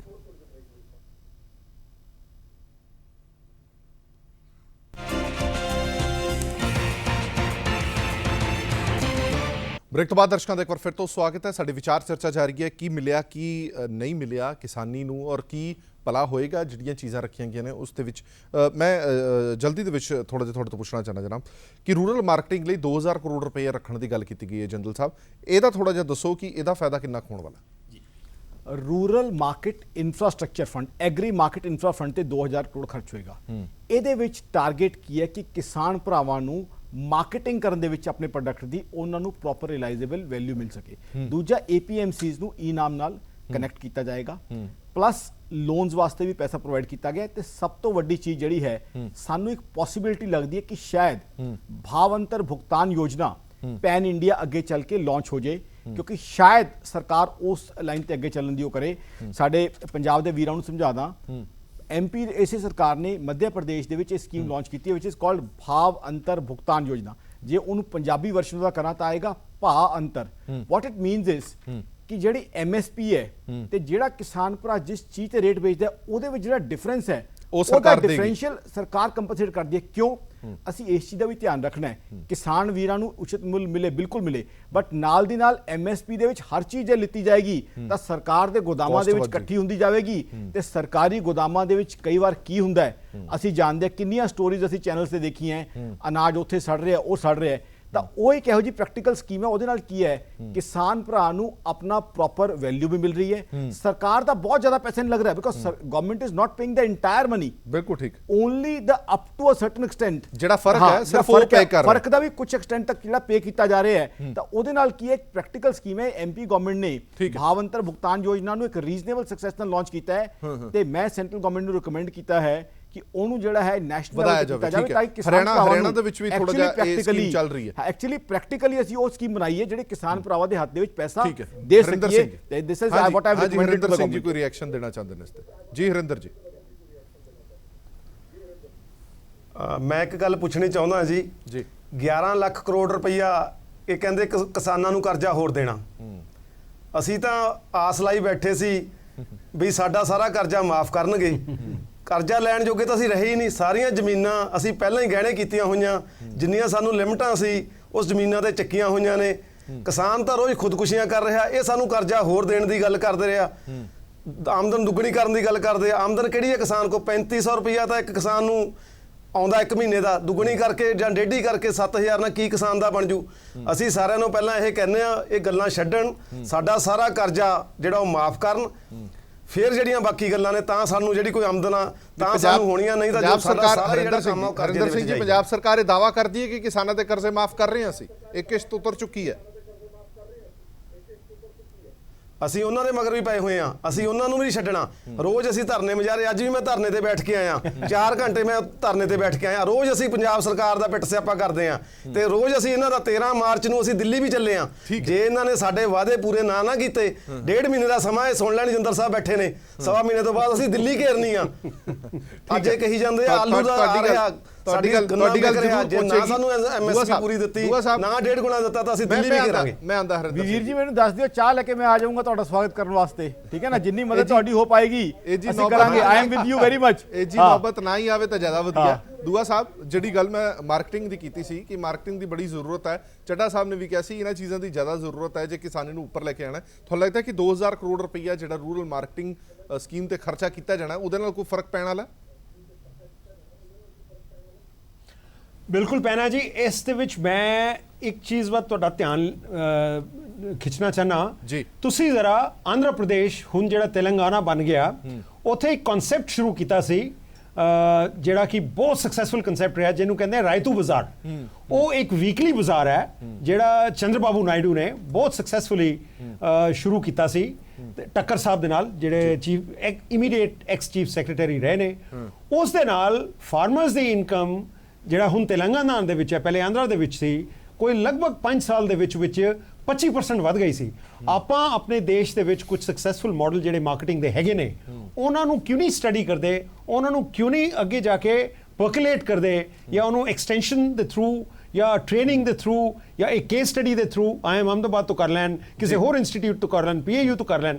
ਮਾਰਕੀਟਿੰਗ ਅਗਰ ਤੁਸੀਂ ਇੱਕ ਅੱਛੀ ਕਰ ਲਈ ਤੇ ਜੋ ਪ੍ਰੋਬਲਮ ਸਿੰਘ ਸਾਹਿਬ ਕਹਿ ਰਹੇ ਨੇ ਕਿ ਆਲੂ ਸਿੱਟ ਰਹੇ ਆ, 1 ਰੁਪਏ ਕਿਲੋ ਤੇ ਵੀ ਨਹੀਂ ਵਿਕ ਰਿਹਾ ਹੈਗਾ, ਉਹ ਹੌਲੇ ਕਰਕੇ ਖਤਮ ਹੋ ਜਾਏਗਾ। ਅਸੀਂ ਸਟੇਟਸ ਦੇ ਵਿੱਚ ਇੰਟਰਸਟੇਟ ਕੰਪੀਟੀਸ਼ਨ ਨਾ ਕਰੀਏ, ਇੰਟਰਸਟੇਟ ਕੋਆਪਰੇਸ਼ਨ ਕਰੀਏ। ਉੱਥੇ ਸੈਂਟਰ ਦਾ ਰੋਲ ਬਹੁਤ ਜ਼ਰੂਰੀ ਹੈਗਾ। ਜੇ ਤੁਸੀਂ ਪੜ੍ਹ ਲਓ ਵਿਕੀਪੀਡੀਆ ਦੇ ਵਿੱਚ ਰਾਇਤੂ ਬਾਜ਼ਾਰ ਕੀ ਹੈ, ਕਿੱਦਾਂ ਹੋਈ ਸੀ, ਉਹ ਪਿਓਰ ਮਾਰਕੀਟਿੰਗ ਸਟ੍ਰੈਟਜੀ ਹੈ। ਮੇਰੇ ਕੋਲ 2000 ਕਰੋੜ ਰੁਪਇਆ ਹੈਗਾ, ਤੁਸੀਂ ਉਹਨੂੰ ਪ੍ਰੋਡਕਟਿਵਲੀ ਸਾਰੇ ਦੇਸ਼ ਦੇ ਵਿੱਚ ਯੂਜ਼ ਕਰੋ, ਫਿਰ ਦੇਖੋ ਕੀ ਹੁੰਦਾ। ਇਸੇ ਚੀਜ਼ ਤੇ ਮੈਂ ਇੱਕ ਗੱਲ ਕਹਿਣਾ ਚਾਹੁੰਦਾ, ਹੋਰ ਚੀਜ਼ ਐਡ ਕੀਤੀ। ਇੱਕ ਮਿੰਟ ਆਣਾ ਮੈਂ ਟਾਈਗਰ ਸਾਹਿਬ, 1 ਮਿੰਟ ਚ ਆ ਗਿਆ ਬਸ, 1 ਮਿੰਟ ਚ ਆ ਗਿਆ। ਜਸਟ ਇਸੇ ਚੀਜ਼ ਤੇ ਮੈਂ ਕਹਿ ਰਿਹਾ ਕਿ ਜਿਹੜੀ please allow me sir, 1 minute ਚ ਆ ਗਿਆ। ਇਸੇ ਚੀਜ਼ ਤੇ ਮੈਂ ਕਹਿ ਰਿਹਾ ਕਿ ਸੈਂਟਰਲ ਗਵਰਨਮੈਂਟ ਨੂੰ ਇਹ ਭਾਵ ਅੰਤਰ ਭੁਗਤਾਨ ਯੋਜਨਾ ਰეკਮੈਂਡ ਕੀਤੀ ਹੈ ਕਿ ਪੈਨ ਇੰਡੀਆ ਲਾਂਚ ਕੀਤੀ ਜਾਵੇ। I think he has said a very nice thing. ਉਹਦੇ ਨਾਲ ਅਸੀਂ ਮਾਰਕੀਟਿੰਗ ਦਾ ਬਹੁਤ ਵਧੀਆ ਪਲੇਟਫਾਰਮ ਦੇ ਦਾਂਗੇ ਤੇ ਸੈਂਟਰਲ ਗਵਰਨਮੈਂਟ ਜੇ ਮੇਰੀ ਰਿਕਮੈਂਡੇਸ਼ਨ ਮੰਨਦੀ ਹੈ ਅੱਗੇ ਚੱਲ ਕੇ, ਤਾਂ ਉਹ ਪੈਨ ਇੰਡੀਆ ਲਾਂਚ ਹੋਏਗਾ ਤਾਂ ਉਹਦੇ ਨਾਲ ਪ੍ਰਾਈਸ ਡਿਫਰੈਂਸ਼ੀਅਲ ਮਿਲੇਗਾ ਤੇ ਕਿਸਾਨਾਂ ਨੂੰ ਅਸੀਂ ਐਕਚੁਅਲੀ ਪੈਸਾ ਦੇ ਪਾਵਾਂਗੇ। ਜਿਹੜੇ ਸਾਡੇ ਕਿਸਾਨ ਵੀਰ ਕਹਿ ਰਹੇ ਕਿ ਇੰਪਲੀਮੈਂਟ ਨਹੀਂ ਹੋਏਗੀ, ਇਹ ਉਹ ਚੀਜ਼ ਹੈ which is implementable and MP has already shown it. That's why I have recommended it to the central government. ਤੇ ਹਾਲੇ ਵੀ ਮੈਂ ਰਿਕੁਐਸਟ ਕਰਦਾ ਕਿ ਸੈਂਟਰਲ ਗਵਰਨਮੈਂਟ ਅੱਗੇ ਚੱਲ ਕੇ ਇਹਨੂੰ ਇੰਪਲੀਮੈਂਟ ਕਰੇਗੀ ਤਾਂ I will be thankful to the central government. ਮੇਰਾ ਇੱਕ ਸੁਜੈਸ਼ਨ ਹੈ, ਮੈਂ ਮਾਰਕੀਟਿੰਗ ਦੀ ਗੱਲ ਸ਼ੁਰੂ ਹੋਈ ਹੈ, ਮੈਂ ਕਹਿੰਦਾ ਵੀ ਮਾਰਕੀਟਿੰਗ ਲਈ ਸਭ ਤੋਂ ਵੱਡੀ ਚੀਜ਼ ਹੈ product quality is very important. ਬਿਲਕੁਲ। ਅਸੀਂ ਜਿਹੜੀ ਪੈਸਟੀਸਾਈਡ ਅਸੀਂ ਇੰਨਾ ਯੂਜ਼ ਕਰਦੇ ਹੈਗੇ ਆ, ਤੁਸੀਂ ਦੇਖੋ 1.4 ਹੈਕਟਰ ਲੈਂਡ ਹੈਗੀ ਹੈ, ਛੋਟੀ ਸਾਡੇ ਕੋਲ ਹੋਲਡਿੰਗਸ ਹੈਗੀਆਂ, ਇੰਨੀ ਪੈਸਟੀਸਾਈਡ ਯੂਜ਼ ਕਰਦੇ ਆ। ਡੂ ਯੂ ਥਿੰਕ ਜਿਹੜਾ ਅਸੀਂ ਫੋਰਨ ਚ ਇਹਨੂੰ ਵੇਚ ਸਕਦੇ ਹੈਗੇ ਆ, ਮਾਰਕੀਟਿੰਗ ਕਰ ਸਕਦੇ ਆ? ਪਹਿਲੀ ਜਿਹੜੀ ਚੀਜ਼ ਹੈ, ਮਾਰਕੀਟਿੰਗ ਤਾਂ ਹੀ ਸਕਸੈਸਫੁਲ ਹੈ ਅਗਰ ਸਾਡੀ ਪ੍ਰੋਡਕਟ ਅੱਛਾ Product ਹੈਗਾ, ਅੱਛਾ ਹੋਏਗਾ। ਸਾਡਾ ਜਿਹੜਾ ਪੈਸਟੀਸਾਈਡ ਘੱਟ ਯੂਜ਼ ਹੋਣ, ਕਿਉਂਕਿ ਸਾਡੇ ਇੰਨੇ ਜ਼ਿਆਦਾ ਪੈਸਟੀਸਾਈਡ ਯੂਜ਼ ਕਰਦੇ ਆ ਕਿਉਂਕਿ ਪ੍ਰੋਡਕਟਿਵਿਟੀ ਵਧਾਉਣ ਲਈ ਕਿਸਾਨਾਂ ਕੋਲ ਕੋਈ ਹੋਰ ਚਾਰਾ ਹੀ ਨਹੀਂ ਹੈਗਾ। ਬਿਲਕੁਲ ਸਾਡੀ ਜਿਹੜੀ ਜਦ ਤੱਕ ਅਸੀਂ ਕੋਆਪਰੇਟਿਵ ਫਾਰਮਿੰਗ ਨਹੀਂ ਕਰਦੇ, ਪੂਲ ਨਹੀਂ ਕਰਦੇ, ਜਿਹੜਾ ਅਸੀਂ ਪੈਸਟੀਸਾਈਡ ਦੀ ਘੱਟ ਨਹੀਂ ਕਰਦੇ, ਕਿਉਂਕਿ ਅੱਜ ਅੱਗੇ ਅਸੀਂ ਕਹਿੰਦੇ ਆਰਗੈਨਿਕ ਫਾਰਮਿੰਗ ਦੀ ਗੱਲ ਕਰ ਰਹੇ ਹਾਂ, ਪਰ ਅਸੀਂ ਜਿਹੜੇ ਮਾਰਕੀਟਿੰਗ ਤਾਂ ਹੀ ਕਰ ਸਕਦੇ ਹਾਂ ਅਗਰ ਸਾਡਾ ਪ੍ਰੋਡਕਟ ਅੱਛਾ ਹੋਏਗਾ। ਠੀਕ। ਔਰ ਇਹਦੇ ਲਈ ਸਾਨੂੰ ਗਵਰਨਮੈਂਟ ਨੂੰ ਸਪੋਰਟ ਕਰਨੀ ਚਾਹੀਦੀ ਹੈ ਟੂ ਦ ਫਾਰਮਰਸ, ਪੂਰੀ ਸਪੋਰਟ ਕਰਨੀ। ਮੈਂ ਪੂਰੀ ਤਰ੍ਹਾਂ ਸਹਿਮਤ ਹੈਗਾ ਵੀ ਕ੍ਰੈਡਿਟ ਵਗੈਰਾ ਜਿਹੜਾ ਦੇਣਾ ਚਾਹੀਦਾ, ਕਿਉਂਕਿ ਬਹੁਤ ਜ਼ਿਆਦਾ ਤੋਂ ਜ਼ਿਆਦਾ ਲੋਕ ਜਿਹੜੇ ਹੈਗੇ ਨੇ ਕਿਸਾਨ ਹਾਂਜੀ, debt ਟਾਈਗਰ ridden ਸਾਹਿਬ, ਹੈਗੇ ਨੇ। ਮੇਰੇ ਕੋਲ ਦੋ- quality ਮੇਰੇ ਕੋਲ ਸਿਰਫ ਇੱਕ ਮਿੰਟ ਹੈ, ਮੇਰੇ ਕੋਲ ਸਿਰਫ ਇੱਕ ਮਿੰਟ ਹੈ ਟਾਈਗਰ ਸਾਹਿਬ। ਪੈਸੇ ਨਹੀਂ ਮਿਲੇ ਇੱਕ ਸਰਕਾਰ ਸੋਲੂਸ਼ਨ ਮੈਂ ਇੱਕ ਸੋਲੂਸ਼ਨ ਦੇਣਾ ਚਾਹੁੰਦਾ ਸਰ। ਜੀ। ਨੋ ਡਾਊਟ ਸਾਡੀ ਇੰਡੀਆ ਦੀ ਪੈਕਿਊਲਰ ਪ੍ਰੋਬਲਮ ਪੰਜਾਬ ਸਟੇਟ ਦੀ ਬਾਰਡਰ ਸਟੇਟ ਕਰਕੇ ਹੋਰ ਬਹੁਤ ਸਾਰੇ ਇਸ਼ੂਜ਼ ਹੈਗੇ ਨੇ, ਬਟ ਸਰ ਸਾਡੀ ਕਮੋਡਿਟੀਜ਼ ਮਾਰਕੀਟ ਹੈ। ਕਮੋਡਿਟੀਜ਼ ਮਾਰਕੀਟ ਬੜਾ ਵੱਡਾ ਇਕੁਅਲਾਈਜ਼ਰ ਹੈ। ਜੇ ਕਿਸਾਨ ਪੰਜਾਬ ਦਾ 1 ਰੁਪਏ ਦਾ ਆਲੂ ਵੀ ਨਹੀਂ ਵੇਚ ਪਾ ਰਿਹਾ, ਹੋ ਸਕਦਾ ਕਿਸੇ ਸਟੇਟ ਦੇ ਵਿੱਚ, ਭਾਵੇਂ ਮਹਾਰਾਸ਼ਟਰ ਹੋਏ, ਭਾਵੇਂ ਗੁਜਰਾਤ ਹੋਏ ਜਾਂ ਨਾਰਥ ਈਸਟ ਹੋਏ, ਉੱਥੇ 50 ਰੁਪਏ ਤੱਕ ਦੇਣ ਨੂੰ ਤਿਆਰ ਹੈ। ਆਬਵੀਅਸਲੀ ਲੌਜਿਸਟਿਕਸ ਕਾਸਟ ਨੂੰ ਮਾਈਨਸ ਕਰਕੇ ਕਮੋਡਿਟੀ ਮਾਰਕੀਟ ਨੂੰ ਇਹਨਾਂ ਨੂੰ ਇਨਕਰੀਜ਼ ਕਰਨਾ ਚਾਹੀਦਾ, ਕਿਉਂਕਿ it is a very efficient way of deriving and ensuring that produce of one place is consumed at other place, and ਦੋਨਾਂ ਜਗ੍ਹਾ ਨੂੰ ਫਾਇਦਾ ਹੁੰਦਾ ਹੈ। ਕਮੋਡਿਟੀ ਮਾਰਕੀਟ ਨੂੰ ਵਧਾਉਣਾ ਚਾਹੀਦਾ ਹੈ, ਫਿਊਚਰਸ ਦੇ ਵਿੱਚ ਵੀ ਹੈ, ਉਹਨੂੰ ਡਿਲੀਵਰੀ ਵਿੱਚ ਵੀ ਲਿਆ ਕੇ, ਚਾਹੇ ਵੀਟ ਹੋਏ, ਚਾਹੇ ਰਾਈਸ ਹੋਏ, ਚਾਹੇ ਕੋਈ ਵੀ ਪ੍ਰੋਡਿਊਸ ਹੋਏ, ਚਾਹੇ ਸੀਰੀਅਲਸ ਹੋਣ। ਦਾਲਾਂ ਕਿੰਨੀਆਂ ਮਹਿੰਗੀਆਂ, ਔਰ ਦਾਲਾਂ ਜਿੱਥੇ ਪ੍ਰੋਡਿਊਸ ਹੋ ਰਹੀਆਂ ਉਹਨੂੰ ਉਹਦਾ ਮੁੱਲ ਨਹੀਂ ਮਿਲ ਰਿਹਾ। ਕੈਸ਼ ਕ੍ਰੌਪਸ ਕਹਿਣ ਦੀ ਰਹਿ ਗਈਆਂ, ਉਹ 'ਚ ਕੈਸ਼ ਕ੍ਰੌਪ ਵਰਗੀਆਂ ਕੋਈ ਕਮਾਈ ਨਹੀਂ ਹੈਗੀ। ਵੈਜੀਟੇਬਲਸ ਦੇ ਵਿੱਚ ਫਾਰਮਰ ਕਤਰਾਂਦਾ ਕਿਉਂਕਿ ਉਹਦੇ 'ਚ ਉਹਦਾ ਨੁਕਸਾਨ ਬਹੁਤ ਜ਼ਿਆਦਾ ਹੈ। ਮੇਰੇ ਖਿਆਲ ਨਾਲ ਜਦ ਤੁਹਾਡੇ ਕੋਲ ਕਮੋਡਿਟੀ ਮਾਰਕੀਟ ਅੱਛੀ ਹੋਏਗੀ, ਉਹ ਕੋਲਡ ਸਟੋਰੇਜ ਵੀ ਆਪਣੀ ਲਿਆਣਗੇ, ਔਰ ਇੱਕ ਪ੍ਰੋਡਿਊਸ ਤੇ ਦੂਜੀ ਪ੍ਰੋਡਿਊਸ ਦੇ ਵਿੱਚ ਉਹਨਾਂ ਨੂੰ ਬਹੁਤ ਅੱਛਾ ਮੁੱਲ ਵੀ ਮਿਲੇਗਾ। ਫਾਰਮਰ ਲਈ ਵੀ ਫਾਇਦਾ ਹੈ ਔਰ ਰਾਈਟ ਪ੍ਰਾਈਸ ਦੇ ਆਉਣ ਲਈ ਵੀ ਬਹੁਤ ਫਾਇਦਾ ਹੈ। ਕਮੋਡਿਟੀ ਮਾਰਕੀਟ ਨੂੰ ਸਰਕਾਰ ਨੂੰ ਪ੍ਰਮੋਟ ਕਰਨਾ ਚਾਹੀਦਾ ਹੈ। ਟਾਈਗਰ ਜੀ, ਜਿਹੜਾ ਕੁਝ ਮਰਜ਼ੀ ਸਾਡੇ ਤੋਂ ਪੈਦਾ ਕਰਵਾ ਲਓ, ਅਸੀਂ ਉਹੀ ਪੈਦਾ ਕਰਨ ਨੂੰ ਤਿਆਰ ਹਾਂ। ਦਾਲਾਂ ਪੈਦਾ ਕਰਵਾ ਲਓ, ਕੁਝ ਪੈਦਾ ਕਰਵਾ ਲਓ, ਪਰ ਸਾਨੂੰ ਦੱਸਣ ਐਮਐਸਪੀ ਉਹਦੀ ਦੱਸਣ, ਭਾਅ ਦੱਸਿਆ ਜਾਵੇ ਪਹਿਲਾਂ, ਅਸੀਂ ਉਹੀ ਚੀਜ਼ਾਂ ਪੈਦਾ ਕਰ ਦਾਂਗੇ। ਚਲੋ ਬਹੁਤ ਬਹੁਤ ਧੰਨਵਾਦ ਸਾਰੇ ਐਮਐਸਪੀ ਤੋਂ ਵੀ ਅੱਗੇ ਦੀ ਗੱਲ ਕਰ ਰਹੇ ਹਾਂ। ਤੁਸੀਂ ਐਮਐਸਪੀ ਕਹਿ ਰਹੇ ਸਰਕਾਰ ਡਿਟਰਮਿਨ ਕਰੇਗੀ, ਮੈਂ ਤਾਂ ਮਾਰਕੀਟ ਦੇ ਵਿੱਚ ਤੁਹਾਨੂੰ ਹੋਰ ਅੱਛੀ ਡਿਟਰਮੀਨੇਸ਼ਨ ਆਏਗੀ। ਮੈਂ ਇਹ ਕਹਿਣ ਦੀ ਕੋਸ਼ਿਸ਼ ਕਰ ਰਿਹਾ ਹਾਂ। ਬਹੁਤ ਬਹੁਤ ਧੰਨਵਾਦ। ਹਾਂਜੀ ਦੁਆ ਸਾਹਿਬ, ਕੁਝ ਸੈਕਿੰਡ ਦੇ ਵਿੱਚ ਗੱਲ ਖਤਮ ਕਰੋ, ਮੇਰੇ ਕੋਲ ਟਾਈਮ ਬਹੁਤ ਘੱਟ ਹੈ। ਦੁਆ ਸਾਹਿਬ, ਅਮੂਲ ਦਾ ਮਾਡਲ ਪੜੋ। ਹਾਂ, ਦੁੱਧ ਇੱਕ ਟਾਈਮ ਬਿਲਕੁਲ ਉਸੇ ਹਾਲਤ 'ਚ ਸੀ ਗੁਜਰਾਤ ਦੇ ਵਿੱਚ ਜਿਸ ਟਾਈਮ ਜੋ ਅੱਜ ਆਲੂ ਦਾ ਹਾਲ ਹੋ ਰਿਹਾ ਹੈ। ਤੁਹਾਨੂੰ ਇੱਕ ਵੇਵਲੈਂਥ ਆਈ ਉੱਥੇ, ਇੱਕ ਵਿਜ਼ਨ ਆਏ ਕਿ ਅਸੀਂ ਡਾਕਟਰ ਕੁਰੀਅਨ ਨੇ ਵਿਜ਼ਨ ਦਿੱਤੀ ਸਾਨੂੰ ਕਿ ਅਸੀਂ ਕੋਆਪਰੇਟਿਵ ਮਿਲਕ ਫੈਡਰੇਸ਼ਨ ਕ੍ਰੀਏਟ ਕਰਨੀ ਹੈ, ਜਿਹਦਾ ਨਾਮ ਉਹਨਾਂ ਨੇ ਅਮੁਲ ਰੱਖਿਆ, Gujarat cooperative dairy federation. Same thing ਅਸੀਂ ਕਿਉਂ ਨਹੀਂ ਐਮੂਲੇਟ ਕਰ ਸਕਦੇ ਪੰਜਾਬ ਹਰਿਆਣਾ ਦੇ ਵਿੱਚ? ਨਹੀਂ ਦੁਆ ਸਾਹਿਬ, ਅਗਰ ਅਸੀਂ ਵੇਰਕਾ ਹੈਗਾ ਪੰਜਾਬ ਦੇ ਵਿੱਚ। ਨਹੀਂ, ਐਗਰੀਕਲਚਰ ਦੀ ਗੱਲ ਕਰ ਰਹੇ ਹਾਂ। ਵੇਰਕਾ ਵੀ ਜਿਹੜੀ ਚੀਜ਼ ਐਗਰੀਕਲਚਰ ਦੇ ਵਿੱਚ ਛੋਟੀ ਛੋਟੀ ਜ਼ਮੀਨਾਂ ਨੇ ਸਾਡੀਆਂ। Very good. ਵੇਰਕਾ ਜਿਹੜਾ ਹੈਗਾ ਚਲੋ ਪੰਜਾਬ ਦੇ ਵਿੱਚ ਉਮੀਦਾਂ ਬਹੁਤ ਠੀਕ ਹੈ। ਬਹੁਤ ਬਹੁਤ ਧੰਨਵਾਦ, ਬਹੁਤ ਬਹੁਤ ਧੰਨਵਾਦ ਸਾਰੇ ਮਹਿਮਾਨਾਂ ਦਾ ਇਸ ਪੂਰੀ ਵਿਚਾਰ ਚਰਚਾ ਦੇ ਵਿੱਚ ਸਾਡੇ ਨਾਲ ਬਣੇ ਰਹਿਣ ਦੇ ਲਈ। ਜੰਦਲ ਸਾਹਿਬ, ਤੁਹਾਡਾ ਵੀ ਬਹੁਤ ਬਹੁਤ ਧੰਨਵਾਦ।